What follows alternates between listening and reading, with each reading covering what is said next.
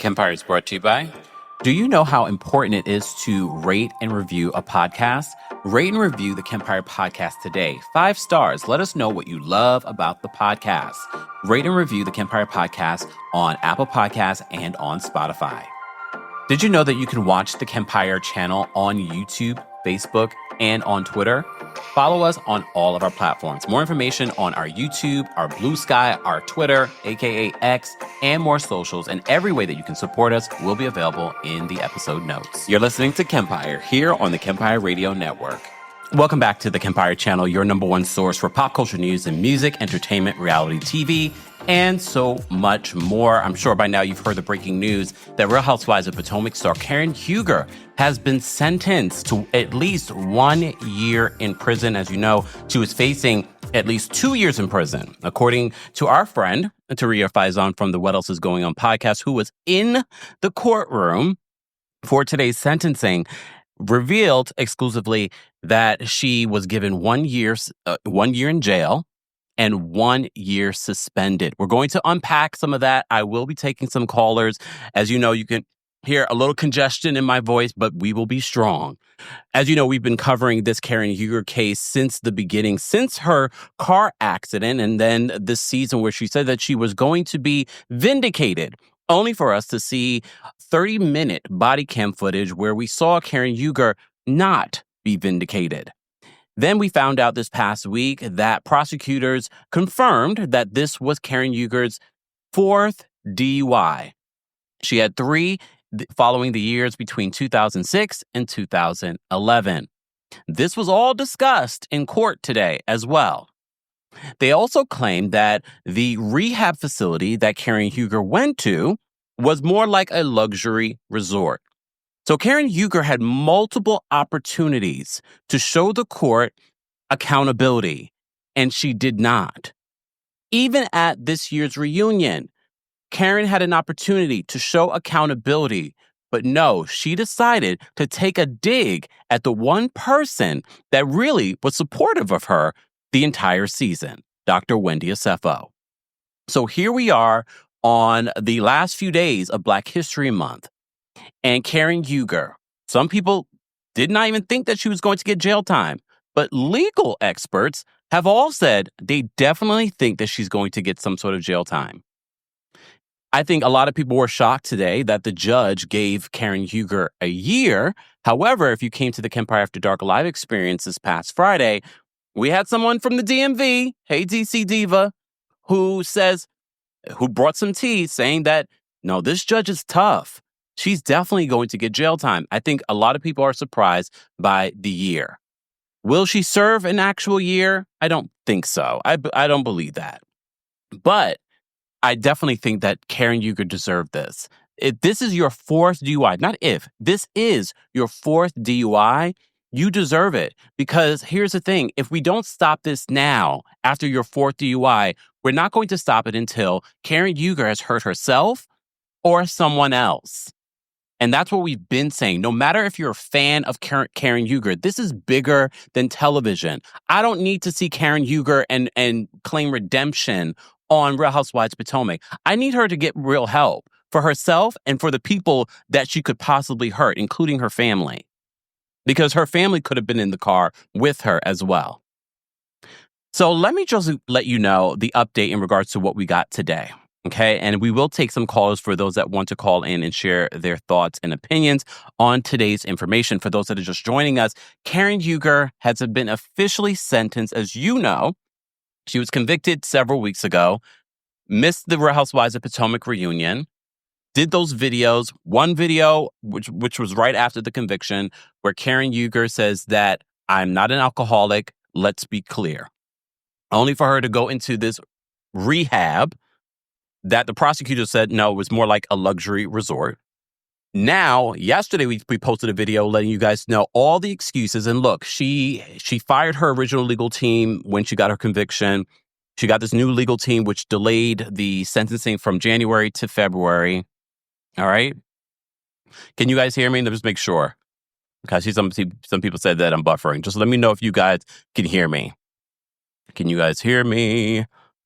It might be a lot of people on YouTube. Who knows? I'm working here. I could see myself. I don't know.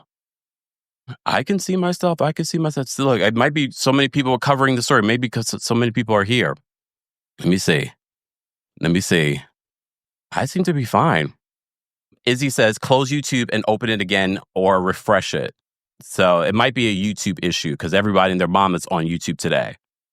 So maybe close your app and come back on in. Rhonda says it's good on my end. It might be a YouTube issue. This is breaking news. This is a lot of people calling in and sharing their thoughts. But you guys, you can also watch me on other platforms as well. Okay. Sandra says that she will probably serve 4 months the most. And hopefully that will be a wake-up call for Karen Huger. Hopefully that will be a wake-up call for Karen Huger. So this is what Deadline is saying. For those that are joining us, Deborah says, we can hear you now. Awesome. If the app is not working for you, swipe out of the YouTube app and then come back in. But you could also watch us on Facebook. You can watch us on Twitch, Twitter. There are multiple places where you can watch us. It might be a lot of people trying to get this information today. Thank you, Ribbons. Ribbons says we're better now. All right. So let me just update you as to what Deadline is reporting into regards to Karen Huger's sentencing today. All right. So let me just open this up. Here we go. So they said Karen Huger, star of the Real Housewives of Potomac, has been sentenced to 2 years in jail. Follow me. So she's been sentenced to 2 years following her DUI conviction. The Bravo star, known as the Grand Dame, Lord, had one of those years suspended. It will only serve 1 year, according to Fox 5 DC. Well, according to our friend Taria Faison, because she was in the courtroom. Okay. Let me just make sure, because I'm going to have a special guest in a minute. Okay. So Huger was found guilty on Wednesday, December 18th, on 5 out of the 6 charges following a March incident in Potomac, Maryland, that involved a car crash. Okay. Huger was convicted of DUI, negligent driving, failure to control speed to avoid collision, and failure to notify authorities of an address change, according to the report from Fox 5 DC, who also noted that she was acquitted of reckless driving. They continue. They said, following Huger's conviction, police body cam footage was released on social media showing the severity of the incident. The reality TV personality skipped filming the Real Housewives of Potomac Season 9 reunion earlier this month. Apologies. They said that Karen made the important decision to enter a private recovery program so unable to attend the reunion taping today. She was fully supported in this choice. Huger's manager, Ryan Tresdale, told Bravo's Daily Dish, "We stand behind Karen as she embarks on this meaningful journey and are proud of her for taking such a significant step forward in her personal growth." Huger's DUI incident loomed throughout season 9 of RHOP, but the reality personality was limited in what she could say as it was an ongoing case. Although Huger's co-stars tried to press her for more details, she maintained the truth would eventually be revealed. All right. Mariana says they took her into custody. That's what I heard from our friend What Else Is Going On podcast with Taria Faison in regards to this. So for those that are just joining us and maybe you were swiping in and out of the app, Karen Huger has been sentenced to 2 years in jail, but 1 year suspended. Of course, I had to just confirm what that means because I'm not an attorney, although I worked for many attorneys over the years and worked for a law firm for many, many years. Still not an attorney. So a suspended sentence is where a judge sentences you to jail or prison time, but then delays imposing the sentence in order to let you serve time on probation. So regardless, even if she's not going to be in jail, she has to be on her P's and Q's. She cannot make any sort of mistakes during this time. And here's the thing. Could she have avoided a lot of this by taking accountability beforehand? Yes. Rewinding back time to the video that we did yesterday, Karen Huger and all the excuses that she posted in ahead of the sentencing for all the excuses of what she had went through. She blamed her antidepressants, not realizing she couldn't mix her antidepressants with alcohol. She blamed losing her parents back to back. She blamed being on the Real Housewives of Potomac. She said that she had a leadership position on the Real Housewives of Potomac. Again, ego. I mean, she did. Come on. She blamed having a leadership position on Potomac. Remember, Grace Report on Monday's recap asked both Layla and I, could Bravo fire Karen when she, because alcoholism is a disease. They can't technically fire her, but she's saying that the job has put pressure on her and her disease. I think at this particular point, Bravo doesn't have to fire Karen. She won't be there for filming. The good majority of when they start filming, she will not be there. And some people speculate, well, they waited for Teresa. Well, a lot of people are also saying after you watch this reunion, you don't necessarily need Karen. I don't know if I believe that you don't need Karen. Karen was definitely a pinnacle part of the Real Housewives of Potomac, but they did prove that they can still entertain us without Karen necessarily being there. And they can still talk about Karen next season because she's been a part of the show. This storyline has been a part of the show. I'm sure they probably have cameras up right now with everyone reacting to Karen's sentencing. How much time will Karen actually serve? We highly doubt that she will serve the full year in prison. However, we also remind you the prosecution was only seeking 6 months. But it was up to the judge ultimately on what he wanted to do. And I heard, for those that were in the court, that he was not happy with her. Understandably, when you look at the body cam footage, when you look at the history, when you look at all of that, everything that we've been looking at, and mind you, we're looking from outside. He has everything in front of him. He's listened to everything. Then it's a whole different situation. So, of course, we had to get an exclusive report from our friend Taria Faison, who was in the courtroom despite not feeling her best. She was in the courtroom today to bring us an exclusive report in regards to Karen Huger's sentencing. Let me bring her up so that you guys can hear what she had to say. Hold on. Taria. Hi, can y'all see me? No, they can't see you. And I'm going to tell you to turn your camera off because... Yes. Wait, okay. Taria, turn your camera off for me just because you're in a vehicle. Oh, thank you. Okay. I started to do that, and I was like, wait. Yes. Okay. Taria is going to pull all over, and she's going to report for us. Thank you, Taria. Well, I sure am, because it's a nice sunny day out, so I don't mind sitting out in the sun in my car on the side of the road for you, Kempire.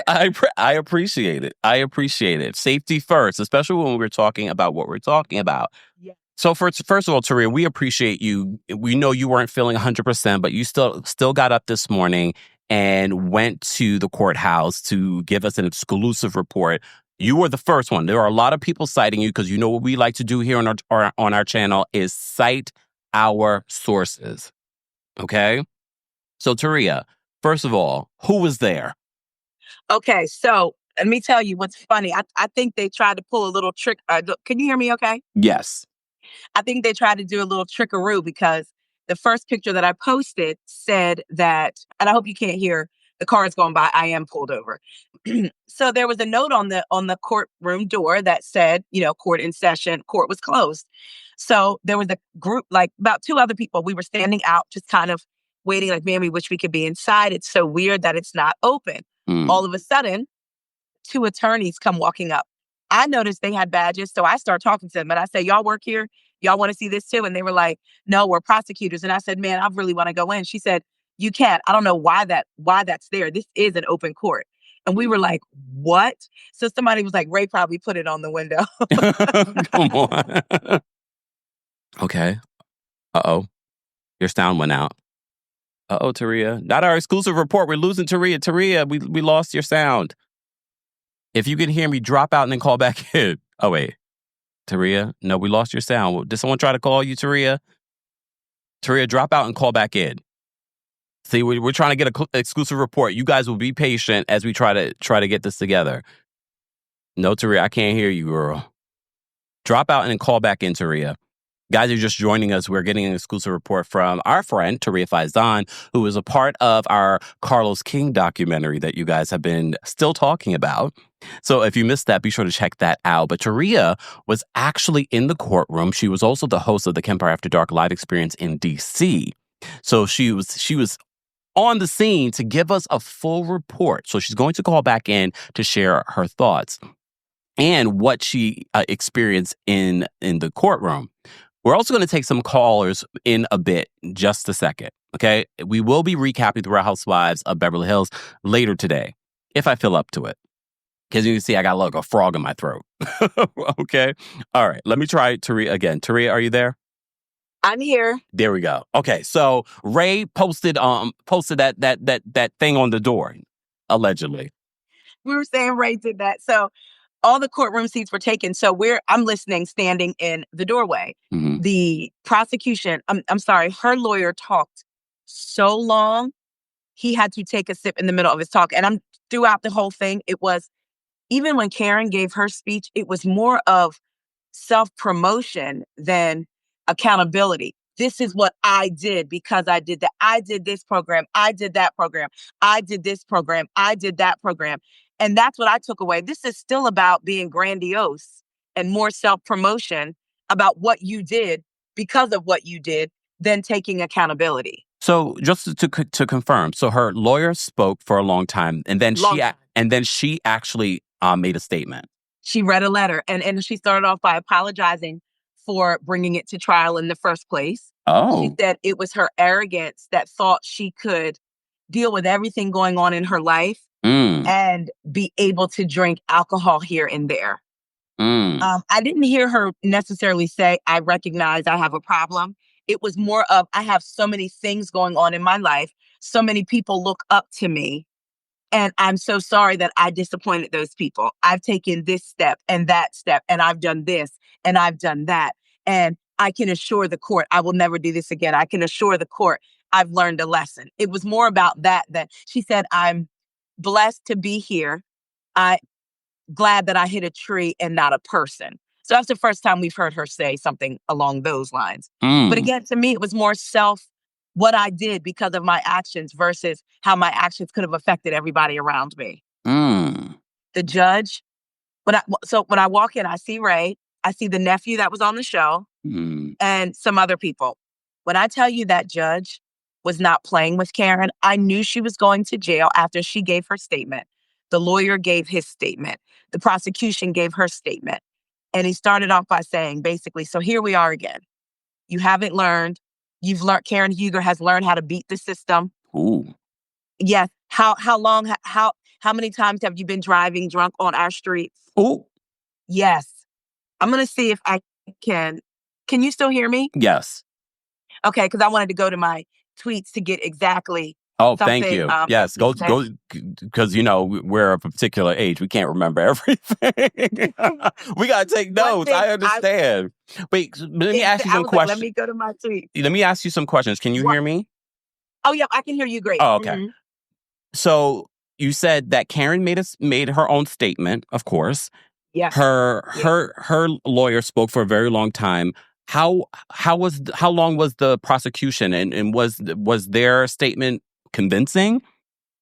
The prosecution wasn't even 30 minutes. Oh. It was very much like, Your Honor, I understand in second chances. However, this has happened 4 times. Karen has had her second chances. And they were very, very, the prosecution pushed. In 2006, she did this. In 2007, she did this. In 2011, she did this. In 2010, she did this. And she still has not learned her lesson. The prosecution, I have to say, did a very good job of packaging everything, saying, Your Honor, outside of everything that Karen is saying, let's look at her actions. This is what she's done from 2006 until now. And she still hasn't really taken accountability for it. Wow. So they spoke less than 30 minutes. They were very succinct. The facts are the facts. And it was one person. It was a woman. Yeah, right to the fact. Right to the fact. She pulled no punches. She was very much. And again, it was very much you did this in 2006, 2007, 2011. It was very, broken down. Yeah. And the reason I went on the Maryland Judiciary case search, the reason I couldn't see them all was because she's been across many districts and one was in Virginia. Wow. So, but the other So ones were in Maryland? the other ones were in Maryland. I'm so shocked at that because everyone says that they take DUIs very seriously, that she's been out in these streets. Yeah. And mind you, these happened before she was the Grand Dame and on Potomac. Yes. And I said, Karen, there are people commenting, 2 years is a lot. Based on Karen's things, if you look at the Maryland guidelines, she should have been in like the 5-year range. He gave her the high end of a first offender. So she's lucky she got 2 years and 1 suspended. Wow. And that 1 suspended, it will be like her probation? She'll be on probation, I believe. I may have this one wrong, but I believe it's 3 years after that. She is not allowed to drive a car after she comes out of, after she leaves jail. She's still not allowed to drive a car for an entire year. After that, then she'll be able to get behind the wheel again. And there were some other stipulations that I didn't really catch, but I know she definitely cannot drive. She's got to serve the 1 year, cannot drive a car. However, she can appeal his sentencing. She has 30 days to do that. She has 90 days to come up for a reconsideration through him, meaning he can lessen the time or keep it the same, but he won't give her more time. I would be surprised if he lessened her time based on how serious he was, because he repeatedly talked about her being a repeat offender and her not caring about it and learning how to work the system and getting around the system. What was her reaction? Could you see her facial expressions during this? I could see, when she was able to speak, I could see the side of her. Karen was very stoic. I was talking to Danielle, and she made a good point. She said her lawyer may have prepared her because the Grand Dame was. Oh, you're cutting in and out. Oh, now I can't hear you at all, Taria. What happened? Taria, now we can't hear you. Taria, you might have to drop out and call back in again. I don't know. They're trying not to let us all be great today. It's okay. We have quite a few people. Oh, there we go. Oh, no. There we go. I hear you. Oh, no. I hear you. Can you hear me? All right, Taria, I can hear you, but I don't think you can hear me. Okay, I can hear you now. Can you hear me? Yes. Can you hear me? Okay. Yes, I can hear you. Perfect. I was saying she was very stoic, and when she was reading her statement, her voice wasn't even shaking. I could see the paper in her hand shaking. She was shaking, but her voice was very composed. And I was like, okay, she's read this letter over and over and over and over again. She probably could recite it from memory. Ray was very stoic. I mean, even the time that they gave, and there was a part of me that was going to take a picture, but I couldn't take a picture of her getting ready to be taken into custody. I was like, I felt that was too invasive. Yeah. But they gave her about over 20 minutes to be in the courtroom with Ray there, her family, talking to her lawyer. And she was very stoic. And she yelled out, "I love you, Ray. God's got you. Be blessed." And she was still very in the Grand Dame voice. She was not going to let them see her sweat. That's a Taurus for you. Well, here's the thing. She was not. So they took her into custody. She didn't have even a moment to go home and then to turn herself in. She went straight to jail. And I asked 2 sheriffs as we were leaving. I said, "Can I ask you a question? Why did they take, no, I said, what decides when someone gets taken away right away or not versus getting to go home?" And he said, the judge, he said 99% of the time, and from what he's seen in the criminal, if you're a criminal, so you're going to jail.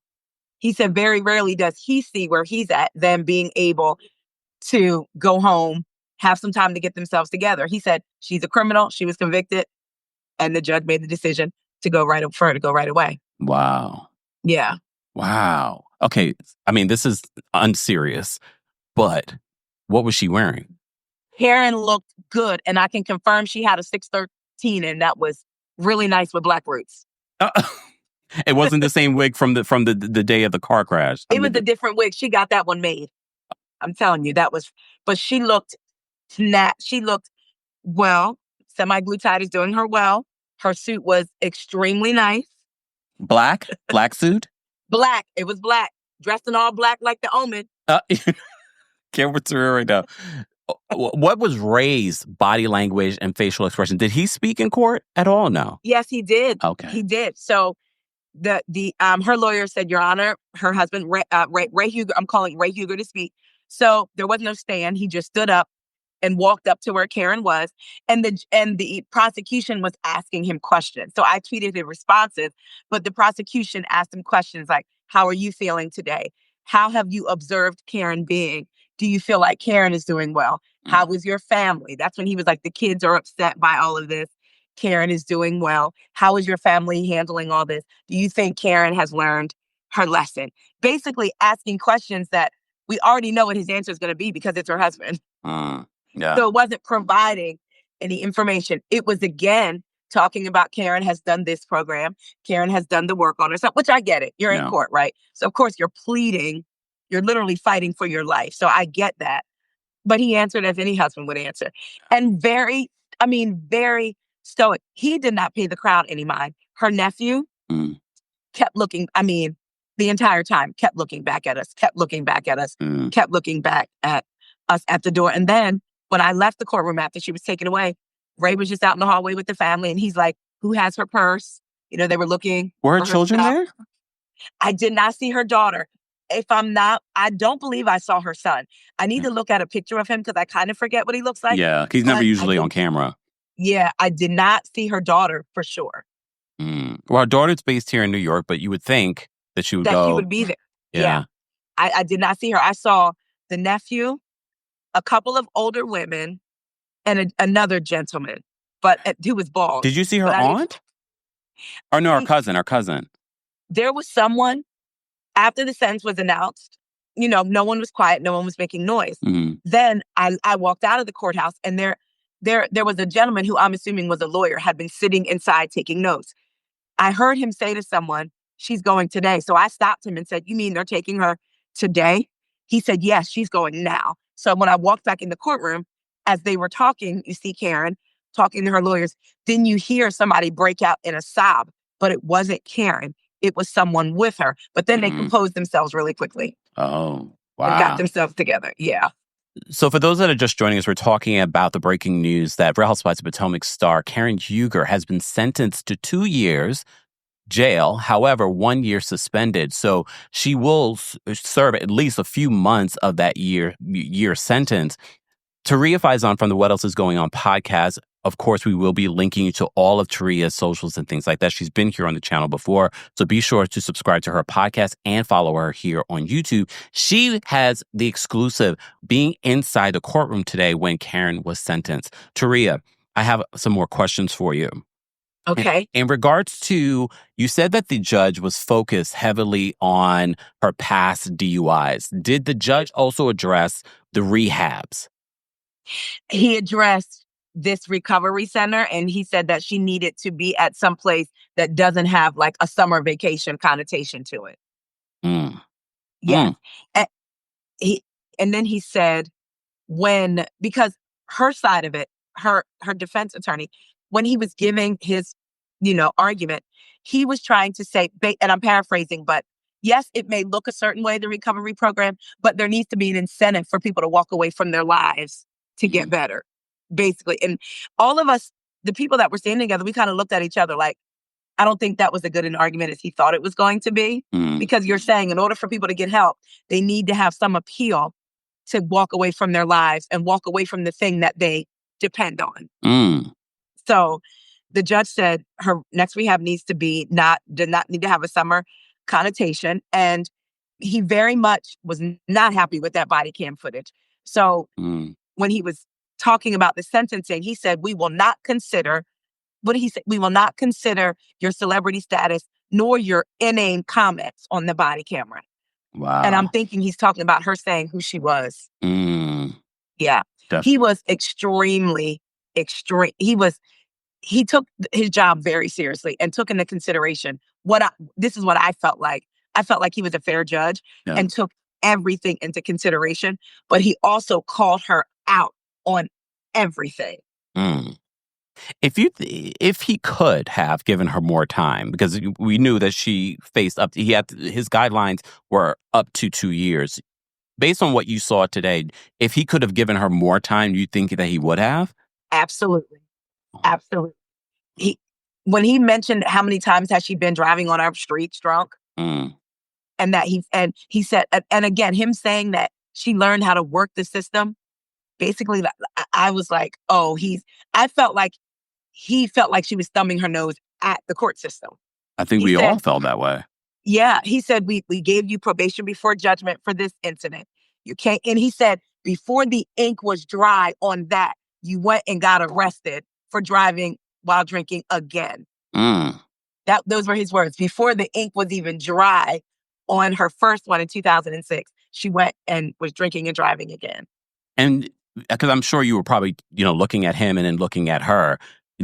I know you said she was very stoic. Any sort of like crack in No, that armor? Mm. not even. The only emotion that I saw that she showed was when Ray was talking Mm. and crying. She was dabbing at her eyes. Mm. That was the only emotion like that I saw from her. Yeah. She was very stoic. While the judge was hearing both the prosecution and the defense, Karen Yuger's legal defense, plead their case to him before he made his final determination in regards to her sentence, what was his expression like during that? His demeanor was very serious. You couldn't read anything. Now, when I first walked in, there was someone apparently streaming this courthouse on Reddit. So he was like, hey guys, which it surprised me that he was able to kind of go into that demeanor. He was like, hey guys, let's not do that. Okay. Yeah. So he was, but someone was streaming from Reddit. And I was like, okay, it's one thing to be tweeting updates, but you're literally like that, like you're streaming this. I thought there was no cell phones permitted. Didn't I see that on the door or something like that?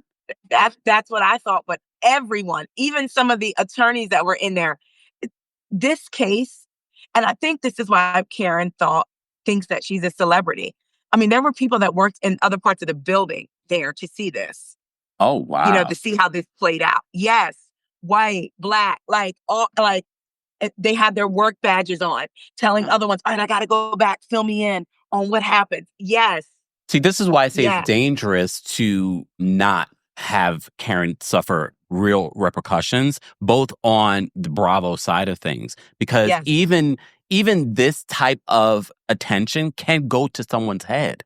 Yes. And I actually thought about that. I think outside of all this, that particular judge, the gut feeling I got was that he wanted her to learn a lesson, but also be rehabbed. Mm. Because, right, the goal is for them to get better, too. I felt like he wanted her to do that. Then, to me, the other layer was the judge knew that there were that this case was considered high profile, in quotes.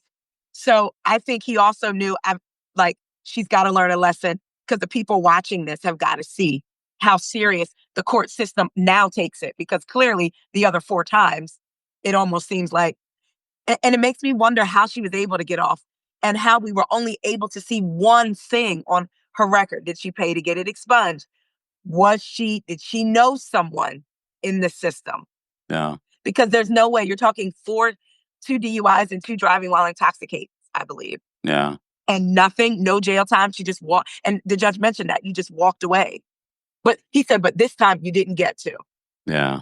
Wow. Well, Taria, anything else based off of your experience this morning that you want to share with us before we let you go? Because we know you pulled on over so that you could call in and share this story. We appreciate it.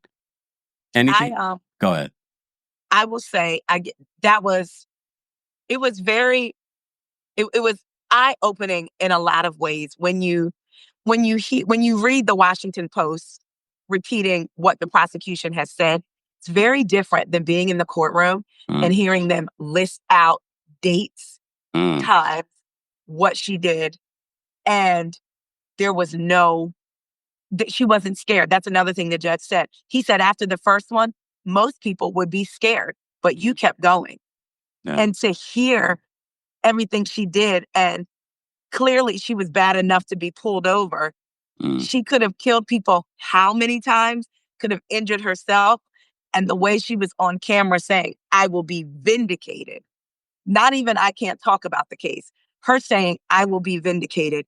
And then again, her promoting, again, I know you're fighting for your life, but her being more patting myself on the back for taking these steps to rectify a situation that I created. Yeah. Instead of, even to me, I didn't see really I didn't see a lot of heavy remorse. Mm. I'm not saying she had to cry and snot all over the courtroom, but it was just like, I'm here. Yes, I did that, but let's focus on the after effects, what I did after the effect, you know? So Yeah. I feel like the judge kind of saw that too and was like, Yeah. that stops today. Did they address because in her motion, she, in her statement ahead of the sentencing, she mentioned that her leadership position on the Real Housewives of Potomac also kind of led to her using more antidepressants and alcohol and things like. Did they talk Mm, about that in court? I don't recall that. I might have missed that, but I don't recall.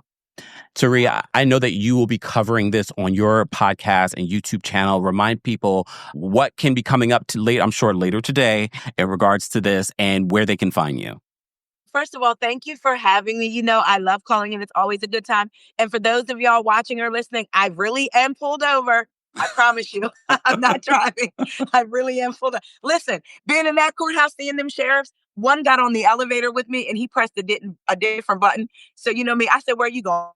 Because I don't want to go where you going. And he just started laughing. He said, I'm just going to a different floor. But it makes you want. Now we're not as losing Taria again. Taria. Taria's not in her studio. She's on the ground. We lost you again, Taria. It's all right, Taria.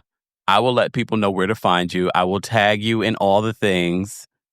Yeah, we lost you again. It's all right. Taria, go home. Go, because I know you're going to set up on your computer and you're going to do a whole update in regards to everything. Oh, there we go. Taria. It's all right, Taria. Oh, Taria. I can hear you, but I don't think you can hear me. All right. All right. Either way, guys, Taria Faison from the What Else Is Going On podcast. She's been here on the channel before. She was just here on the channel a couple of weeks ago for our Surviving Carlos King documentary. So be sure to check that out. I will post all of her information in the description. She was our exclusive guest here today talking about what happened at the Real Housewives of Potomac Stars. We probably should say former at this particular point because she's not going to be able to film this year. Karen Huger's sentencing today. Karen Huger, for those that are just joining us, was sentenced to 2 years in jail. 1 year has been suspended, so she will serve at least several months of her 1 year suspension. She also will not be able to drive. So we found out a lot of really great details in regards to what went down today at the sentencing. I am going to drop the call link for our members to take some quick calls just so I can go rest my voice and rewatch Real Housewives of Beverly Hills so we can recap that later today. Let me do that right now. Look. Let me go here. And shout out to everyone in live chat. I see we have a few super chats as well. Liking the video is an easy and free way of supporting the channel, guys. We have nearly 5,000 of you watching on multiple platforms. It would be great if you guys liked the video. It's easy. It's free. We appreciate the super chats. We appreciate the subscriptions. But liking the video lets the algorithm and YouTube know that you enjoy what you're watching here on the channel. It might also allow you to find other creators that cover similar topics here. We don't just talk about housewives. We talk about everything in pop culture. And this is a pop culture story. Okay. Let me just drop the link here. Okay, so if you're a member of the channel, we're dropping the link. We're going to take quick callers, and everyone must observe the timer. Okay? Based off of the amount of calls backstage, I will decide if it's going to be 30 seconds versus a minute. You don't need that long to share your thoughts. We've learned that, okay? All right. And also, I need to get off of here soon. Okay, shout out to everyone watching on Twitch, Twitter, and on Facebook. And of course, here on YouTube, shout out to our King's Guards. They always hold us down. We appreciate them so much. Deja, thank you so much for being a member. And thank you so much for the super chat. Deja says, Karen needed ASAP Rocky's lawyer. Yeah, but he was busy. You know, they couldn't do both. And maybe he's not barred in the state of Maryland. She should have never taken this to trial. Her pride was her downfall. It's true. It's really, really true. But we've been saying that. But, you know, the little Doms were like, y'all are crazy. She will be vindicated. She's always vindicated. Okay. Miss Kelly, thank you so much for the super chat. Miss Kelly says Karen's delusion is rooted in a false sense of privilege. Do better, Karen, and drop the facade. I agree. Beautiful lip color, too, Miss Kelly. Sean, thank you so much for the super chat. Sean says, instead of shading Dr. Wendy, she should have been befriending Eddie, the practicing lawyer. Damn, Sean. Zoe, thank you so much for being a member and for the super chat. Zoe says, y'all guys are amazing. Practice what y'all preach and be responsible. Use real life examples to show your responsibilities and care. I love this community. Thank you so much, Zoe, for the super chat. We appreciate you. Doreen, thank you so much for the super chat. Doreen says, I fear Bravo is already planning a grand return of the Grand Dame RHP storyline for Karen after she serves her time. I feel like they're setting that up for Jen Shaw on Real Housewives of Salt Lake City too. Well, it's really up to the fans, and let the fans to say, like, we don't support this.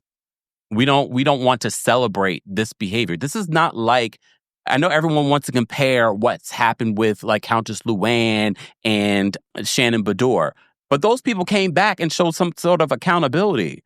Karen has spit in all of our faces with no accountability. She's made excuses even up until her sentencing. She's shown no accountability. Okay, the truth says, thank you so much for super chat, The Truth. The Truth says, yes, Bravo will milk this storyline for as much as they can. They will give her a raise to return and plan a big premiere party for her return. Damn, not a premiere party. Lord. Olsen, thank you so much for the super chat. Olsen says, I think this sentence is justified for Karen, but I worry for Ray and really hope he makes it through this year without her, especially at his age. I think we all are rooting for Ray. He will definitely need a lot of support. But I also think having Karen be there and have this issue has not been great for him either. And her being in denial. Amber, thank you so much for the super chat. Amber says Bravo shouldn't wait for Karen. Waiting for Tree on Real Housewives of New Jersey only made the show worse as her ego got dumber than she is. Damn. Now the show is paused. Clink clink to Jefferson's concubine, aka 613.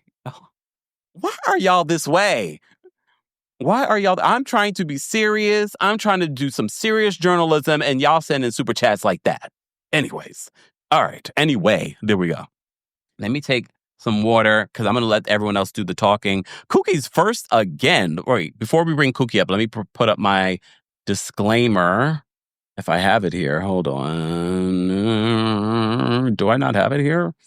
All right. Oh, no, here it is. There we go. Just a reminder, the opinions of the callers do not represent the opinions of myself. TheKempire LLC are our sponsors, future sponsors, potential sponsors, et cetera, and everything that they say is alleged, and they agree to abide by the timer so that we can get to everyone. Shout out to our members for being members. Become a member today at TheKempire.com/join. Some of these people have been members for years, and we appreciate their support. All right, Cookie's backstage. We're going to bring Cookie up first. Cookie, what did you want to share?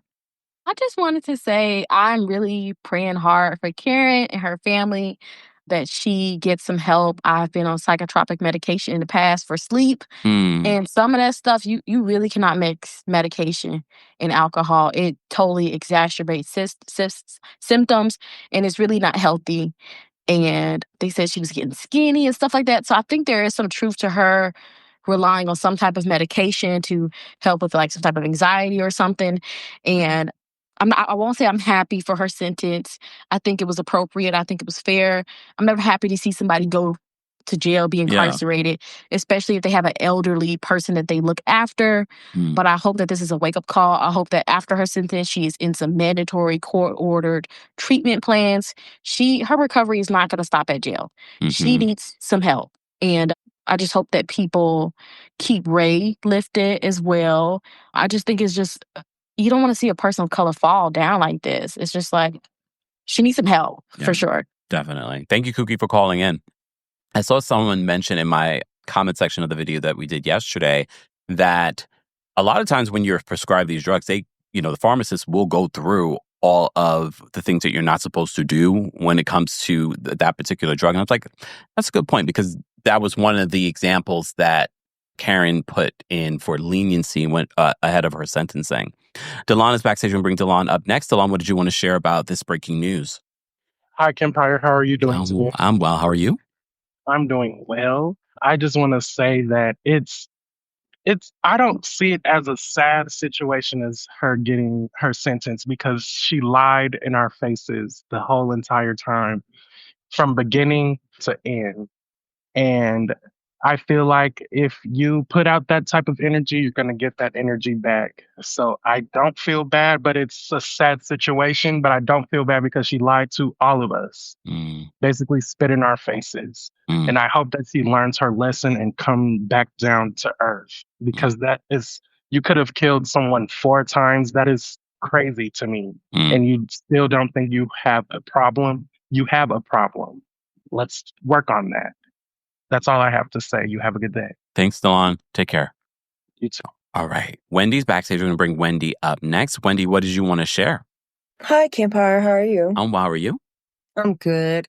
As someone who lost, my supervisor was killed by a drunk driver in 2019.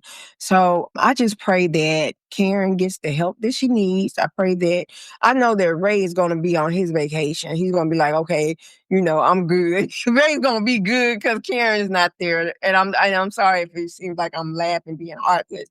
But I just pray that she gets the help that she needs because it could have been worse.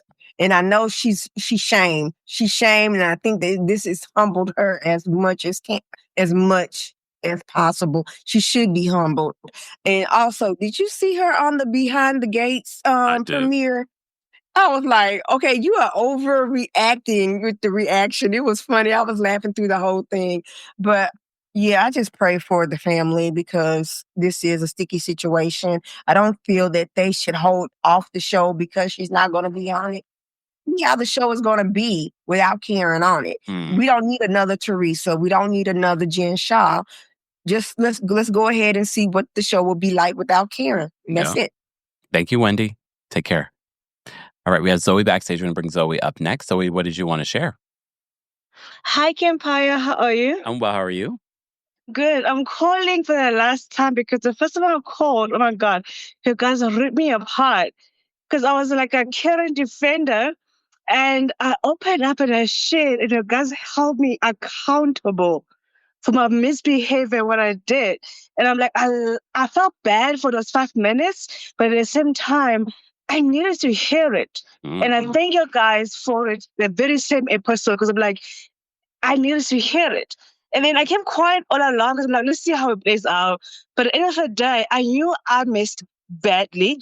I did it twice. I confessed because it was killing me inside because I did it twice. One when I was 15 and the second time when I got my car. And I did what Karen did.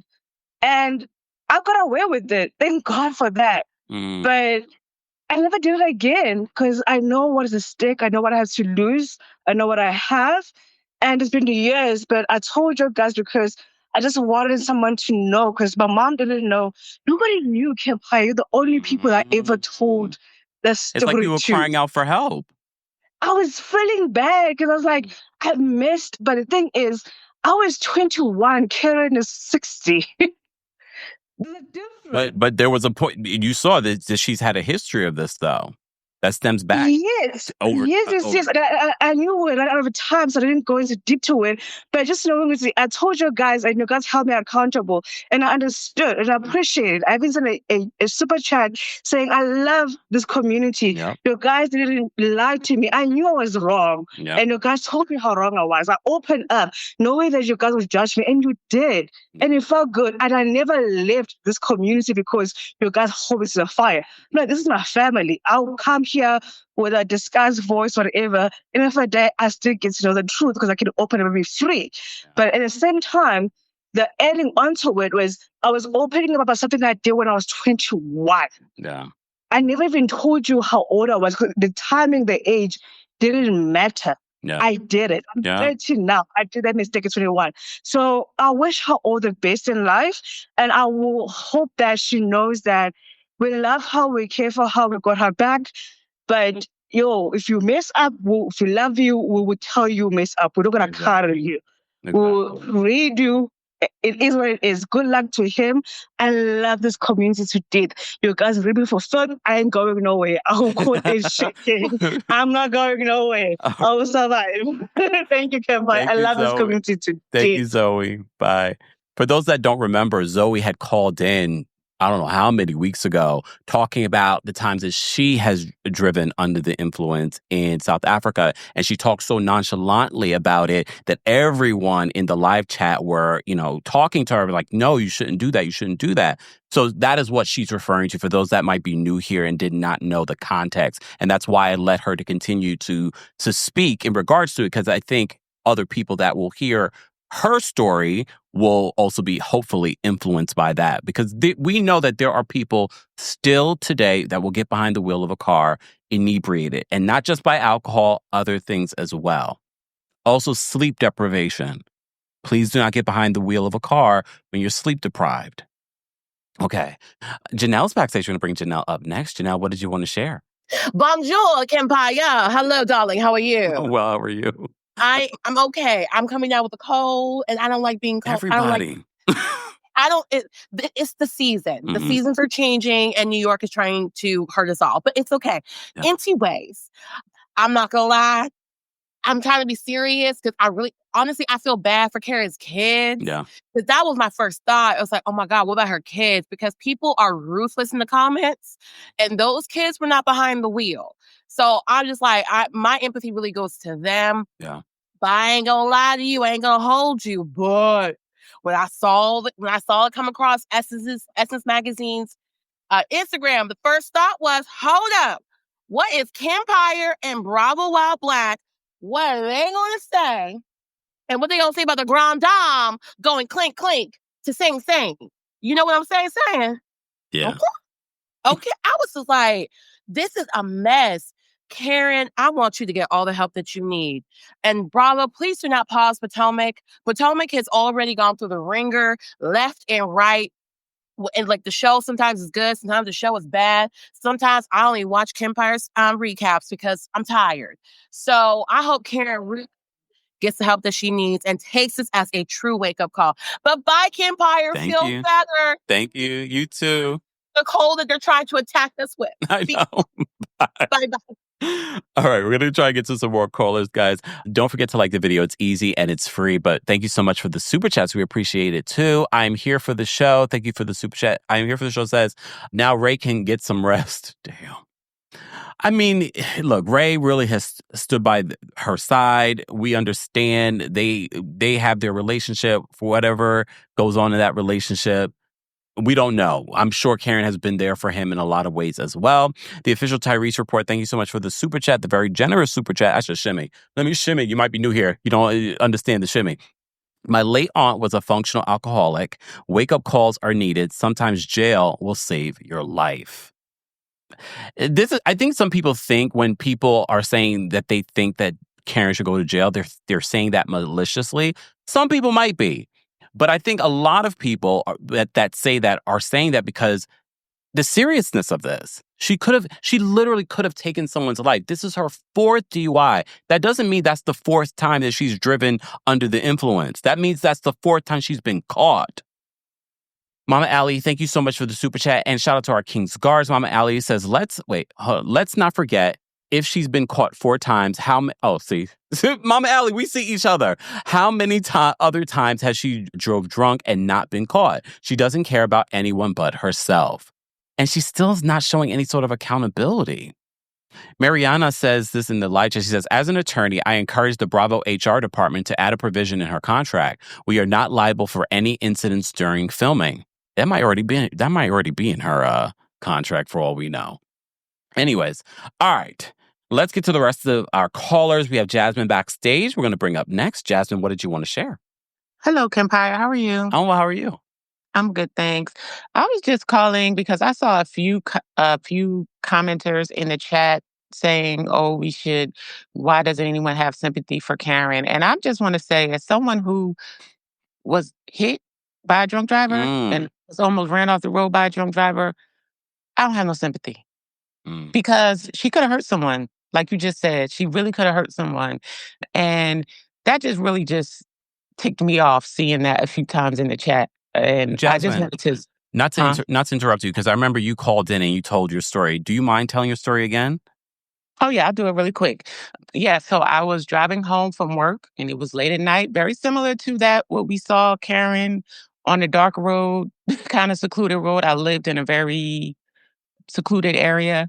So I was driving home. It was dark, and I approached the intersection. I had the right of way, but the car coming from the opposite end ran the stop sign and T-boned me, basically. And it was like my car got pushed and almost went off the road into like, not a ravine, but it was like a ditch. It was like literally on the edge, but the car was still running, everything. I was able to follow the driver, call the police, follow the driver. They wound up following him for at least 10, 15 minutes. He would not stop. They finally had to push him off the road.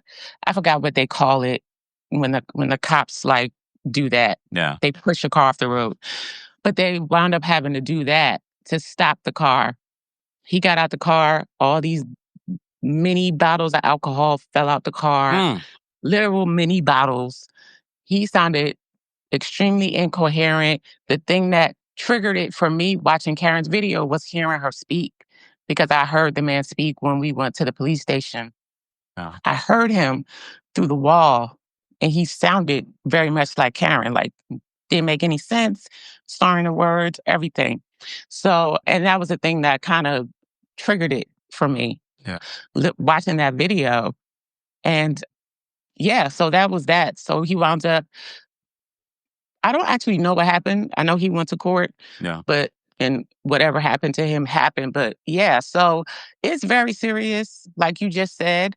But just seeing people say we should have sympathy for her. Why doesn't anyone have sympathy for this elderly woman? Well, guess what? She could have, elderly woman or not, she could have hurt someone. And like the judge said, she got away with it. And the thing is, I liked Karen. I like Karen. I started watching Potomac because Karen's interview that she did with Wendy Williams. That's the only reason I started watching Potomac. Because I was like, oh, I like Karen. Okay, I'll give it a try. And I started watching it. But just seeing the way she lied, I don't know, a lack of a better word, to her cast, to in interviews and everything else, it's just like arrogant. Yeah. I don't know another way to say it. My thing is, when people say that we need to have sympathy, isn't having sympathy for someone wanting them to do better for themselves? Yes. And that's what I wanted to end on. Yeah. Actually, yes. I still like Karen. I think I'm more disappointed to see that someone would just lie to cover themselves so much. Yeah. Like your ego is so big that you just believe the lies you're telling and think that you'll be able to just get out of it. Even though you're putting people in harm's way, your family's in harm's way, you have your daughter on the show, trying to advocate for you. And seeing her cousin break down in that scene, talking, recounting like what happened when he was on the phone with her. Like, you're hurting people. She may not have hurt him physically, but she hurt her family as well. Seeing what Ray's gone through, we don't even know what he's been through. You know what I mean? We just know this is her 4th DUI. So she's definitely been through some things. I had an alcoholic in my family as well. So I know what dealing and confronting an alcoholic when they come home, I know what that looks like too. So like the super chat, the person with the super chat said, I know what that looks like too. So we don't even know what he's had to deal with. So no, she didn't hurt anyone physically, but she's hurt people. She's hurt her family. She's hurt her friends who probably were there standing by her side, whatever. Yeah. Those people are hurt. And those are people I feel bad for. And just the last thing I wanted to say was, I know in like that video she put out at the reunion, like she said something like she'd be back better and all this stuff. No, girl, come back healed. Don't come back truly healed. I'm gonna be the grand dam, or I'm just gonna be Karen Hugo. No, come back. If you're gonna come back and be for real, be healed. Because all that grandstanding and that arrogant attitude, it's there's no point to it. It's a mask. Yeah. And I understand you want to be stoic in front of the court and everything, but there's something there that you have to address. Yeah. And Jasmine, that's all thank I you have so to much say. again because I know it can't be easy reliving and telling that story, but we appreciate you calling in again. Thank you. Thanks for letting me share. Of Have a good course. day. Feel You too. better. Thank you. Bye. All right, we have Dewan backstage. We're going to bring Dewan up next. Dewan, what did you want to share about this breaking news? Hey, what's up, Kempire? How you doing? Not bad. How are you? Was refreshing the page at work like crazy. I'm in the middle of a meeting. Just keep scrolling down Twitter. It is terribly, terribly tragic news, and Rock Nation will crumble for this. It's sad, because you know how I feel about Karen. And I look at reality TV like this. You're there to entertain, and I get entertained. And, you watch it for so long, you're like, you don't build a relationship with these people because I don't know Karen. So when people are like, oh, she lied to me, I feel betrayed. I don't feel betrayed.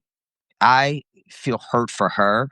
And I think this was just as you stated, I never in any malicious way want to see anyone go through anything with the legal system. And so it's terrible, but I think she will, I hate to use the word bounce back, but she'll hopefully redeem herself. I think I live in Maryland. I work in the state's attorney's office, not the one that she was with, and I'm also an elected official in a jurisdiction. I think that she will she'll serve 6 months and be let out on good time because she's serving it at a county jail. And the county jails are always to capacity, and they let people out like crazy, especially if it's your first time in a jail. Last thing said, all I want from Bravo, please don't bring back regular Robin. Goodbye. Bye, Dewan. Well, that's nice to know in regards to how much time that we can think that she will end up serving. I mean, the prosecution was seeking 6 months, so maybe the judge knows that, of course, and decided, okay, I'm going to sentence you to a year. Regardless, like Dewan says, I think all of us holding her accountable, saying the things that people don't want to say, and this is why I say be team you don't know these people, is that you're able to say the things, even if you love someone, you can say, girl, this was wrong. This continues to be wrong. Show accountability. It doesn't take away from the past entertainment and what she's offered to the show and maybe what the distraction she has offered to your life. But I think sympathy is actually saying, you need to get help. All right. Kathy's backstage. We're going to bring Kathy up next. Kathy, what's going on? Hi, Kempire. Hi, everyone. Hey. So she's older. I would never want to see someone go to jail at this age, but Karen needed a wake-up call. When I did come on before, and I lost my father from someone hitting him, and my friend lost her daughter. And, 1 year is not a lot based on if she potentially hurt someone or killed someone, they could have lost their life and you can't get that back, like I said. And also, I think with Bravo, with her using her position on Bravo as her stress and the reason why she had to use more medication, that is a good way for Bravo to say, you know what, Karen, I think you said this show is causing you so much stress and we don't want to be liable for how you are responding to the pressure of being on the show. We just going to let you go, give you a break. And they won't probably face any legal action based on other people who were let back on the show because she used it as a way of, I can't handle the pressure. And maybe Bravo will say, you know what?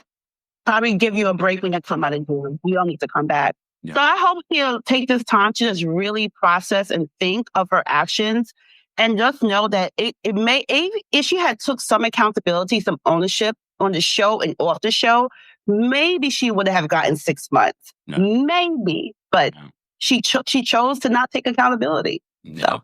So, Thanks, Kathy. All right. Have a good day. Bye. Bye. All right. We have Adrian backstage. We're going to bring Adrian up next. Hey, Adrian, what's going on? Hey, love. Can you hear me? You sound low. Why? Oh, can you hear me? Do you have your headphones on? Yeah. That might be why. I'm in the auditorium. Can you hear me? I got to hurry up and go to class. Anyway. Go ahead. I just wanted to say, like, I am not glad that this happened, but Karen needed this humbling moment because, as everyone has already stated, there's just so much seriousness. She just didn't take this serious at all. It was crazy to hear. The judge sounded like he was hotter than fish grease. And I think it was very interesting the point he made about her kind of thumbing her nose. And here's the thing, too, in terms of her using the excuse, I still have my parents. I know people grieve in different ways, but some of these earlier DUIs she had before they passed away. And you know what I'm saying? To the last caller's point, I didn't catch her name, but if you're running around talking about how stressful it is to be on the show, then maybe you don't need to be on the show. Losing your parents is completely out of control, but being on the show is optional. You don't have to do this. But to be honest, at first I was kind of like, oh, dang, I feel kind of bad for Ray. But then I thought about it. I was like, no, on the other hand, I don't, because I'm looking at my own husband who would never in a million years allow me to be running around the city. Sharice said Karen has been running around acting like this for years. And I think all this, it also makes me think about all the issues that she said her and Ray had when he said he didn't know if he loved her and all that kind of stuff. It just makes me kind of think like, okay, bro, you should have been able to I'm sorry, this may sound outdated, but you should have been able to pull your wife's coattail and tell her to go somewhere and sit down. You already had a driver for her, rest in peace, Blue Eyes. That's why she had Blue Eyes, because of the last one. That's why she had him. Blue Eyes ain't dead. No, the guy that was her. Oh, the assistant? But that's not Blue Eyes, because I don't want people to get confused. Blue Eyes. No, that's Matt. That's Matt. Okay. I'm sorry, but wasn't he driving her? The point is, Ray had already said, okay, this is an issue for her. I'm going to get her a driver. Why would you ever let her be running around like that? You know, this is 1, 2, 3, 4 DUIs later. That's crazy, Ray. And then you're going to show up and offer the police officer your driver's license. You weren't driving. And I'm sorry. I've never seen it for women who have been running around with their nose in the air, all that haughtiness based off of what your husband does. What do you do?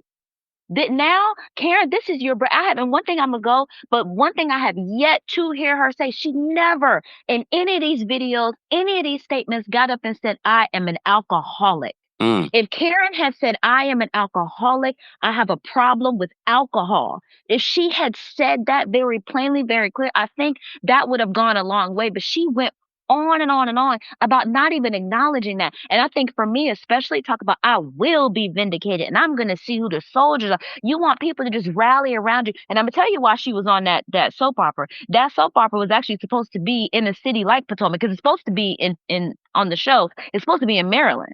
So they're supposed to be a rich Black family in a city similar to Potomac. So I can see why Karen was on there. And now she's blown that opportunity. That could have been a recurring role. Yeah. But to be quite honest, Karen's in this situation because she believed her own hype. She was running around thinking that in real life, she was the woman on the show with the fabulousness and the millions and the this and that. And in real life, that doesn't work.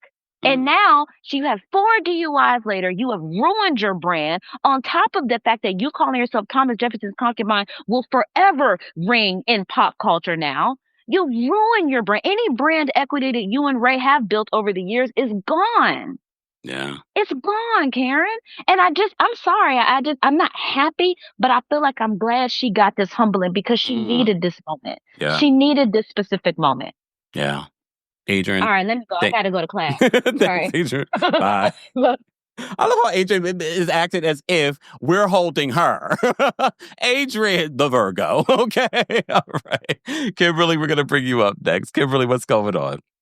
Oh, I really hope you can hear me. Can you hear me? I can. Okay, great. So I've been a licensed psychotherapist for 25 years. I'm a certified substance abuse counselor for 15 of those years. I live in Wisconsin, which is the drunkest state. It has 3 of the drunkest cities and schools, universities in the world. It just became, their first OWI just became like a crime like 5 years ago. That's how drunk we are. So I know of which I speak. And I want to say I have true empathy for Karen and because she is not humbled. Her getting, I hope, and I'm not even sure it would be a wake-up call, but my hope that this conviction, her going to jail, will be a blessing on her and her family life. I hate to tell people, but women being owned by men is over. Ray can't control what Karen. I know a lot of people who have drinking problems. They drink. I work with a guy who's on his 6th OWI in his 60s, going back to jail and he still has excuses. It's a serious issue. People don't understand that alcohol is a carcinogen, is a toxic, and just because it's legal does not mean it's okay for you. And I guarantee it's been said before, but if she got caught 4 times, you can times that by 400. Wow. Because I have sit in many meetings where people have said, by the grace of God, I've never been. If you could just give me one more second, I promise we'll continue on. Just okay. Many meetings where people have said, by the grace of God, and they had decades of drinking careers before Uber, and these folks were still out here like that. So y'all using that 4 number, that's a little bit, but I think it might be a little bit of a relief for Ray because the family does know, and he ain't gonna call her out like that, but he can't control her, and I think it's best for her to stay alive by her, and I hope this wakes her up because I gotta tell you, I see young people and older people who come out and they go back, and I don't want that for her. Yeah. It's gonna take her to but sometimes your bottom is when you stop digging. And her behavior to me just said, I'm still digging. Oh, I'm going to be vindicated. All the things I won't repeat that you guys said. But last little bit of malarkey, I call it malarkey, her medication for depression, guess what? They also have medications to help crave alcoholic drinking, to make you not want to drink. They have medications for that. So she's being honest about her problems. People would take her off of that and she can make a decision or Uber. There's no excuse. There's no excuse. And I also want to say real quickly, I am not without blame. I shouldn't say blame. Like, I know I'm sober for a reason now, is what I'm saying. So I'm not saying like, oh, shame on her. But I just think that this may hopefully be best. It's what's best for her. And that's what I got to say. Thanks. Kimberly, I have a question. I'm not sure if you know this, but I'm going to ask it because this has been a conversation on social media.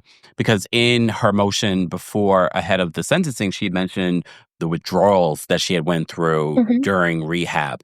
Do people normally go through withdrawals during rehab, or do they receive like medication so those withdrawal symptoms are less? You get both. And she's having withdrawals. That means it's how bad she was. People, before you go into rehab, if she was being honest about how much she actually drank, and mostly when she went to a real rehab, they would have had her go and get checked out first, because what people don't realize is that alcohol withdrawal is the only withdrawal from a drug that can kill you. Heroin withdrawal won't kill you. True story. Wow. You feel like you want to die. It's not good. Opiate thing is a real thing, but alcohol, that's what happened to Amy Winehouse. That's what people go back to using. Seriously, it's documented. I can tell you a couple of different stars off the top of my head if I can think of it. But alcohol withdrawal can kill you. So I routinely say to people, look, if you don't just stop drinking. You need to go somewhere and be medically monitored. And that's what real rehabs do. So if she was sweating, and guess what? And even with that medical monitoring, you were still crapping yourself and sweating. Some people didn't have seizures. I'm sorry, TMI, but you asked. Yeah. So there are things that happen to you physically as your body withdraws from alcohol, and they monitor you.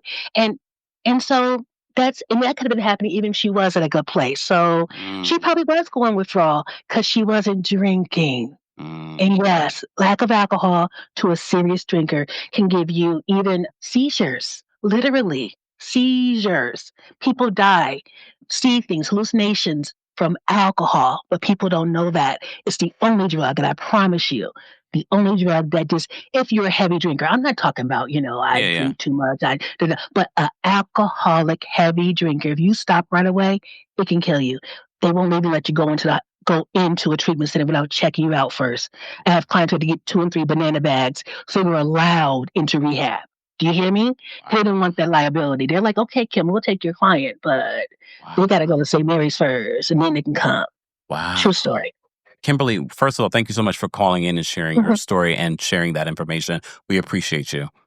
Okay, thank you. Bye.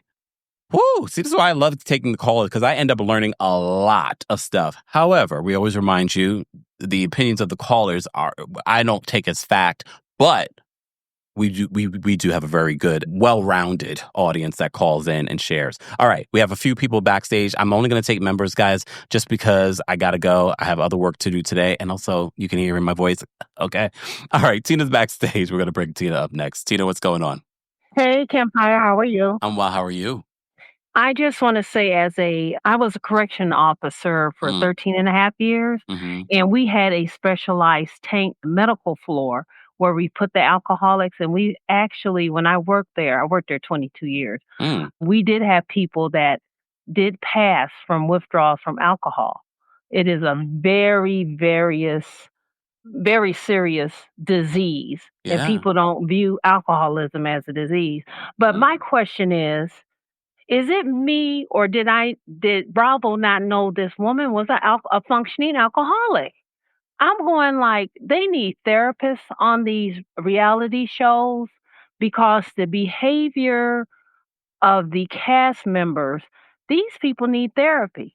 And I hate to jump, to another show, but look at Greg's behavior. He's a therapist and he's screaming at his wife and his mic. He's a psychiatrist. Right. So it's and the parallel between her and Wendy is scary. It's just that I I, I fought the shows, but I find fault in the person too, because Karen had no kind of saying, I'm sorry, this, that, and the other. Yeah, she might get out in 6 months because the jails are overcrowded. But what is she gonna do once she gets out? Yeah. That's the key. Yeah. But I have seen we had inmates that have passed on because they're withdrawing from alcohol. It can kill you. And alcoholism, unfortunately, runs in my family with the males. And I had a brother that would just go pure psycho when he got drunk. And we had to do an intervention because it's embarrassing, but he chased his girlfriend down the street with a machete one night. And we just said, this is it. Wow. Oh, he's been clean from alcohol probably 40 years. Good for him. Yeah, Amazing. but all right. it's sad. Yeah. And the next time you're in Tennessee, look me up. Come to Chattanooga. I'll make you some biscuits. You always say that, Miss Tina. I've been practicing. You've practicing cooking? All right. Noted. All right, Miss Tina. Take care. Have a good day. Feel You better. too. Thank you. Bye-bye. Guys, don't forget to like the video. It's easy and it's free. We had the breaking news earlier today that Karen Huger from the Real Housewives of Potomac has been sentenced to 2 years in jail. However, 1 year has been suspended. She has been taken into custody. Our friend Taria Faison from the What Else Is Going On podcast with Taria Faison called in with her exclusive report because she was in the courtroom earlier today. More information on Taria will be posted in the description, but our live chat mods are posting it as we speak. So shout out to them. I do want to say thank you because we had quite a few super chats. We still have almost 4,000 of you, no, more than 4,000 of you watching on multiple platforms. We appreciate it. Scarlett J, thank you so much for the super chat. Scarlett says, I don't rejoice over someone's demise, but the grand damage needed this. Love you, Kemp. Enjoyed the New York City show. Thank you, Scarlett. Nice seeing you there. Rhonda, thank you so much for the super chat. Rhonda says, do you remember when Karen lied and said Giselle got arrested and went to jail a few seasons ago? Sing Sing. Now she's going to jail. It doesn't pay to lie on people. Well, that part. Let me see. Ariana, thank you so much for being a member and for the super chat. Ariana says, can't call in at work, but wanted to share a tipsy driver cut through a gas station and totaled my car in high school late at night. She had a 0.06, so not drunk. I wasn't hurt, luckily. Well, we're glad that you're okay. That's the thing. These stories are happening and people are being triggered by this Karen Huger story. Miss Rose, thank you so much for being a member and for the super chat. Miss Rose says, healing means you took accountability and admitting you are broken. Common Sense, thank you so much for the super chat. Common Sense says, hold on. There we go. A drunk driver hit my mother-in-law and her sister. Her sister passed at impact. My mother-in-law never walked or talked again shortly after passing away. Wow. So sorry to hear that. See, and that's the thing. After covering the story, we've had so many people that are part of the community or just follow these stories that have called in or shared in the comment section their stories. They've been triggered by this Karen Huger story. Karen is very lucky that she did not hurt herself, but more importantly, some innocent person that would have been in her line of sight at that time. All right, let me get to some more callers. Pageant Mommy's backstage. We're going to bring Pageant Mommy up next. Pageant Mommy, what's going on? Hi, Kempire. Hey, how are you? So I'm well, and you. I know that you are, healing from your shot. Yeah. And so I will make it quick. So, I'm approaching this from an HR perspective. Thank you. And so, okay, first of all, Bravo is a business. And of course, to put a show on hold because of one person for an ensemble cast would make no sense. How many times I've had people that I've had to send to get some help and rehab in an organization, and we didn't close down the organization. So that's just plain silly. And then just from the perspective of her bringing up using Bravo as part of, one of the reasons why, from an HR perspective, I'm talking to my legal team saying, okay, we really need to mitigate risk here Yeah. and perhaps offer this woman a severance and sever ties because, right there, that to me, from a business perspective, that's a no-no. And I just want to say that, Karen had the opportunity and platform that many do not have to actually help herself. So if she had approached really quickly, if she had approached it from the perspective of, listen, I need help, or even, in some sort of way to actually do some, even had done some work on during the season, something, instead of doubling down to be like, I'm going to be vindicated and all this nonsense. She had a platform by which that could have helped her with sentencing, I believe. And she just squandered that because, tapping into her, perhaps big ego in terms of, this is not, the scripted, the scripted, non-scripted show. Like, this is real life. And you had the opportunity to perhaps show your vulnerability and accountability, and she didn't do that. So I'm sure that the judge was looking at all of these different things, right? Yeah. But she had an opportunity to utilize a platform to really, really, show that she, felt badly for what happened and needed to get help, and that she was happy or felt blessed that she didn't hurt somebody, right? Or how about hurting her family now? Because it's not just her. It's the impact of her entire family. Yeah. So while we want her to get better and all those good things, this is real life, and people need to kind of think of it in that way. And so, Phil, I'm sorry. No, I have a question. An HR question. Yeah. Because that is the big conversation. That's something that we brought up as well in regards to Bravo is in a sticky place. And I'm not even talking about them pausing the show. More so, she's I don't know if she's actually told Bravo that she needs help. I don't know how HR would handle, specifically NBC Universal's HR would handle a situation. Would they consider the fact that she went to this rehab, or as the prosecution called it, luxury resort? Would they consider that as her seeking help and make it sort of muddy waters for them to kind of let her go because she's not really admitting that she has a problem? So I'm gonna keep my views and opinions about NBC Universal's HR. Yes, please, because we know. We can talk about that later, darling. That's a long... Yeah. So, but I would say that, again, where she messed up and maybe she thought she was doing something was mentioning Bravo, saying this is the reason why I'm in this predicament. Yeah. All right. Because now she's throwing it. So again, it's not her. Yeah. It's Bravo. It's right. So but using your company now I'm telling you, I'm talking to my legal team saying, how can we allow this woman to exit stage left? And by doing that, I would give her severance. So she threw herself under the bus by adding them to...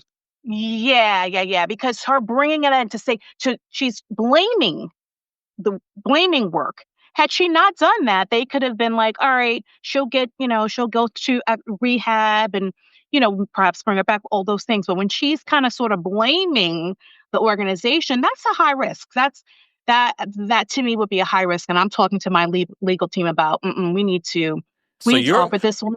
So what you're basically saying, this could be the end of the Grand Dame ever returning to Bravo. Could be. And again, this is, if I were the head of HR over there, okay, this is what I would be doing. Because that's a risk. That is one of your employees especially in this time where we had the reality TV reckoning over at NBC Universal. Absolutely. And if one of your employees saying, you know what, I got into X legal problems because I worked on Kempire show. I went to Kempire After Dark. And I worked on even his use me as an show. example. No. Think about that as an employer. You're going to be like, okay, because the trust is now, Yeah. they're using you as a scapegoat, and you need to, legally protect yourself is what I'm saying. Yeah. No, you're right. Mhm. Pageant Mommy, I appreciate. See, everyone has been calling in with such educated experience. I love it. Thank you so much, Pageant Mommy, for calling in, and great meeting you as well at the Kempire After Dark live experience. Quite welcome. Take care. Bye. We have quite a few HR personnel that follow the channel. Directors, managers. And look, as someone that I would say I was a low level. I was no director or manager. But those perspectives from company to company, and I'm sure Pageant Mommy would agree with me, handle HR differently, as she mentioned in regards to NBC Universal's HR department. All right, let me get to these last couple of calls because I need to go. All right. Sharon's backstage. We're going to bring Sharon up next. Sharon, what's going on? Hi, Kempire. I'm recovering from the flu, so you're my medicine today. Well, I'm glad you're recovering.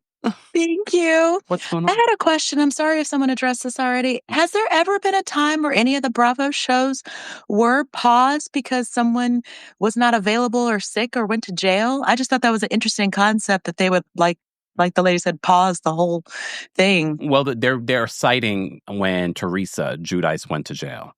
Oh, okay. Okay, that's interesting. Wow, I didn't know that. That would be one monkey stopping a pretty big show if it was the case, but I just don't know if in this case it's worth it. I think the rest of the cast could carry it.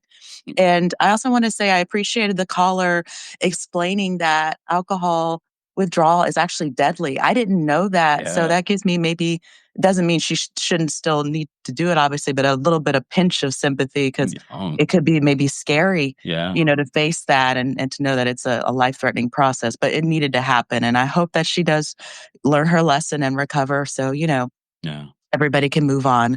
My mother was hit by a drunk driver and she, thank God, survived. I was 4 years old and she was in a neck brace and had 2 purple eyes. So, wow. Yeah. Yeah. Thank you. Thank you, Kempire. Feel better yourself. Thank you, Sharon. You too. Take care. See how many people have called in and people in the live chat have said they've experienced or have witnessed or been involved in a drunk driver situation? Rasani's backstage. We're going to bring Rasani up next. Rasani, what's going on? Hey, Cam. Hope you feel better soon. Hi, Chet. Hi, everyone. Of course, YouTube didn't give me the notification as per usual. So I missed everything. So I have to go back to the replay. Sorry. I said it in one of your reviews when I called in and I said that Karen should get the full 2 years because she's going to be vindicated. And you were driving through a residential neighborhood. A kid, more than likely a teenager, could have been walking their dog. And I'm sorry for all of the callers that called in and people in the chat that have had to experience loss or injury because of actions like these. And Karen still takes no account of, she blames everyone. The death of her parents, Bravo, antidepressants that she's taking. First of all, Karen, you should be grateful that you lived to be that old and your parents were still alive at the time when they passed away. My niece lost her mother at the age of 4 from breast cancer. Wow. She has a reason to be traumatized by that. So, like all the excuses that Karen comes up, I don't feel sorry for her. Karen needs to, it's good. I'm hoping for her that she can admit that she has a problem because that is the first step. She has to admit that she has a problem. Yeah. I know that her family may feel bad that she won't be there, but it might also be a relief for them because they don't have to worry. Yeah. And for the caller that, I think it was Adrian that said, Karen is a grown woman. Ray cannot control what Karen, the only way that he can have a semblance of whatever is for him to have left her And maybe it's the guilt that has kept him around that long. Like, what if I leave and then something worse happens? And he did put things in place to try to assist her. She doesn't want the help. You have to want the help. And that's what it is. And thank you for taking my call. And you have a good day. You too. Feel better. Thank you. Bye. All right, we're going to take these last couple of calls, guys. The Real Housewives of Beverly Hills recap will be at 3 p.m. Eastern today. That will be, what is that? Whatever time that is, the West Coast.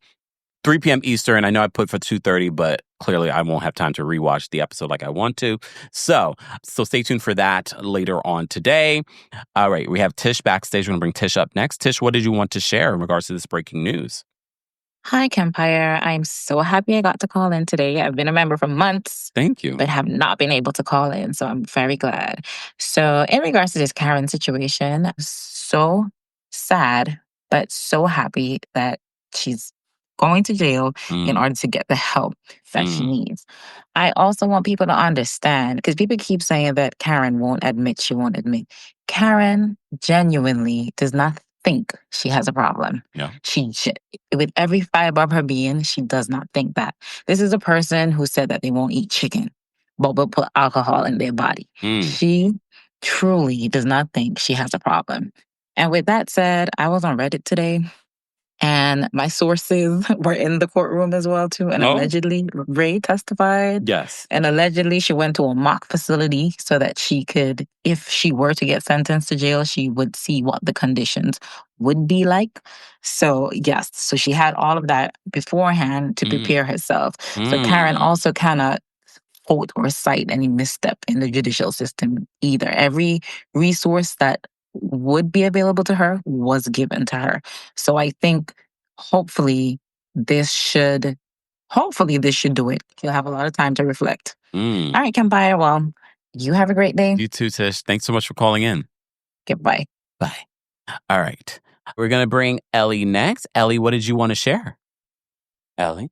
Hi, Kempire. Can you hear me okay? Yes, I can. What's going on? Oh, okay, great. Okay, so I want to provide I hope you're doing well. I want to provide my perspective. So my boyfriend, Frank, he 10 plus years ago got his first and only DUI. And he crashed similarly to like a tree, stump, whatever.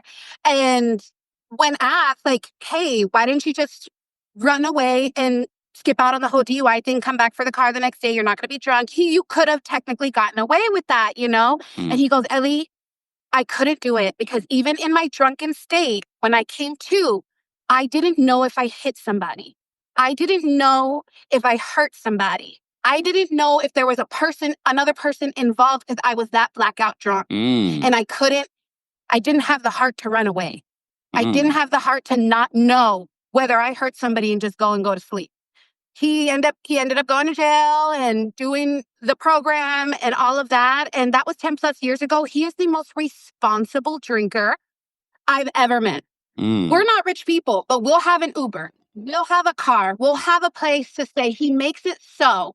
And I'm sorry to take your time, but that tells me that Karen, after 4 times, did not have that gut feeling, that fear, that heart to not walk away, which means, and I'm a child care development specialist, and I specialize in ages 0 to 6. So even in children, there are healthy amounts of shame that they are to feel in their emotional growth. Yeah, you should feel bad that you hit your friend upside the head with a block because he wasn't sharing, and now they're crying, and now you feel bad. That's good. You should feel bad about that. That is part of your emotional growth. What it tells me is that Karen does not have the emotional intelligence that she claims to have. Because if you're not feeling that gut-wrenching, I couldn't live with myself, knowing if I hadn't hurt somebody or something like that 4 times, and those are just the times that you got caught, that goes to show that you need more than just Alcohol Anonymous. You need therapy because you not feeling that shame is it's not okay. Yeah. Even children feel that, and they should. So that's my piece on that one. I think she deserves what she got, and I think Bravo should just let her stay away. Honestly, she needs to feel shame. Thanks, Ellie, for calling in. That's it, Kempire. Thank you. Take care. Bye. All right, we're going to get to these last couple of calls. Mo Reality, we're going to bring up next. Mo Reality, what did you want to share? Hey, Kempire. I didn't catch the live either, so I'll have to go back and replay. But I want to come from I can come from both sides, but I want to come from the more sympathetic side. And I'm glad one of the callers mentioned how it could kill you. I have a lot of family members who struggle with the abuse of alcohol, and my aunt was one of them. And I want to say she got maybe 2 or 3 DUIs in her time of struggling with this abuse, and she's had this issue since I was a kid. So it's not anything that you can just stop. You do have to get medical treatment to stop. She went through like a alcoholic induced psychosis. That's from withdrawal, trying to stop and get better. Ultimately, she had a drink, went for a drive, got in an accident, went to the hospital, left the hospital, like escaped from the hospital, and went home and passed away. Oh, and wow. And no one knew for 5 days. And my grandmother was in the house the entire time. So from that, it was a very difficult thing to process because you have such volatile kind of interactions, although this is somebody that you really, really love. And she had 2 children and they also were impacted. And right now we're currently looking for her daughter who struggled with the same thing. So it is difficult. Grief can come in many different forms. And kind of to the last caller, like it can be a really kind of selfish state of mind when you're dealing with things and you're dealing with grief. I like to think of it like not as like an alcohol abuse problem, but just a life problem. She has an issue with coping. You know what I'm saying? And because I'm an escapism myself. I will escape, but I never went to drugs or alcohol because of what I seen growing up. I'm a driver. Yeah. I'll drive. But that was it. Thank you, Mo Reality. Absolutely. Thank you for sharing that. So sorry about your aunt. Okay. Take care. Whew. Everyone has a story. You just don't know what people are dealing with until this topic comes up. All right, we're going to bring up one last caller, and then I have to go. If you haven't already, be sure to like the video. It's easy, and it's free. We did get a couple of super chats. Dr. Sarah, thank you so much for the super chat. Dr. Sarah says, I don't feel sorry for Ray either, as he was offering multiple excuses for her behavior on the body cam footage and in court today. Karen is surrounded by enablers. Thank you, Dr. Sarah, for the super chat and for being a member. April, thank you so much for the super chat. April says, I choose not to drink alcohol because both parents were alcoholic. And my mom passed away due to cirrhosis of the liver from alcohol. So sorry to hear that, April. Rasani, thank you so much for the super chat and for being a member. So Rasani says, I don't think Bravo will stop the show because of Karen. They learned the lesson the hard way with Teresa. If they can't fire her because of the ADA, they can demote her to a friend of. Well, look, I think Karen did it to herself in regards to blaming the show. So that might be their out. I'm sure they're having conversations between their HR and legal department over there at NBC Universal. Marquis will be our last caller tonight. Marquis, what did you want to share about this breaking news? Hey, Kempire, can you hear me? Yes, can you hear me? Oh my gosh, yes, this is exciting. This is my first time calling in. I know the circumstances are kind of crazy, but it's okay. I just wanted to say really quick, I know you have to go. I worked for a former housewife who got sentenced as well. I can't say who, but when you work for that, your face. Kempire, I'll have to message you because it was a mess. But when I was working for this housewives have been sentenced. I'm trying to go like... look, we can narrow it down, okay? Yeah, okay. Salt Lake City. Yeah. So when you work for them, you fall in love with like their family and who they are off camera. And I feel like any housewife that, goes in front of the judge, they're going to make an example out of them. And I this sounds so negative, but I just feel like I had a feeling that Karen was going to do some jail time. That judge was not going to just not do any jail time. Like, there's just no way. No. There's no way. So, but yeah, it's kind of sad, but at the same time, she kind of brought it upon herself. And like I said, I think the judge, it was just too public to not make an example out of this person. Yeah. Yeah. So do you still keep in contact with Jen Shaw? Not at all. Okay. It's a long story, Kempire. Did you Not work at with the all. feds? Not at all either. I backed out of it, and I actually started helping out after her charges and everything. And people are probably like, "Why would you do?" Because You and started can't working with the explain it. feds after. Well, no. When I started helping her, she had already she was pending charges. Oh. But when you meet her husband and her kids and her family, that is what you fall in love with. Are them, and then you feel bad for them. And so I kind of just got sucked into, okay, well, how can I help you? And so then I Did just she started ever helping. scream and yell at you? That's why I said it's a long story, Kempire. It's so bad. It's a long story, but I'll message you, Kempire. Oh, okay. Stay tuned. Thank you so much, Marquis, for calling in. Okay, bye. Bye. Woo, you just never know who's watching. Jen Shaw, inmate Shaw, we're not talking about you until you get out. You're on lockdown for good. Anyways, guys, as always, it's important for us to remind you, don't drink and drive. If you do have a problem, I'm going to put information in regards to how you can get help in the description as well. I do also want to say, because there were a few things that have been said about Bravo and NBC Universal in here, Bravo and NBC have updated their policies and procedures when it comes to how things are done via their third-party production companies since the reality TV reckoning. I'm sure Bravo has come out with multiple statements denying any of the accusations by former Bravo celebrities in regards to them supplying alcohol. This live was not about that, but I did want to mention that as well. It will be interesting to see how Bravo will handle this Karen Huger and her future on the Real Housewives of Potomac. But if it does overlap, her jail sentence overlap with filming, I don't believe that they will put Potomac on pause just because of that. At the end of the day, I don't need to see Karen and her healing journey on this reality show for my entertainment. I know a lot of you probably would want to see that. I don't. I honestly, truly, sympathetically would like for Karen to realize that she has a problem and get the true help that she needs. I think we all learned today from quite a few people that have had experiences with drunk driving, experiences with alcoholism, that it is very dangerous what she's about to go through when it comes to withdrawal and her sobriety. So if anything, we can continue to send a prayer, true prayer, for her healing. And maybe one day Karen can return to us truly healed on reality television or something else. It doesn't have to be that. I don't want to put that pressure on her for her to get better so she can return to reality television. No, she should get better for herself. And that is the first step.